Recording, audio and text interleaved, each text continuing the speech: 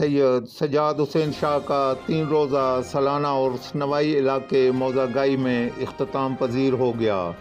उर्स में पंजाब भर से ज़ायरीन की बड़ी तादाद ने शिरकत की। उर्स के मौका पर बड़े बड़े स्टॉल लगाकर जंगल में मंगल का समा बना दिया गया था। इन स्टॉलों पर दीगर अशिया के साथ खाने पीने की अशिया भी रखी गई थीं, जिसमें अवाम ने बेहद दिलचस्पी का मुजाहरा किया। ज़ायरीन के अलावा इलाके के अवाम भी ख़रीदारी करते नज़र आए। उर्स की आखिरी तकरीबात में बैलों का कराह पंजाब का सकाफ़ती खेल मुनक़्क़द किया गया, जिसमें ज़िला भर से शौकीन की बड़ी तादाद ने शिरकत की।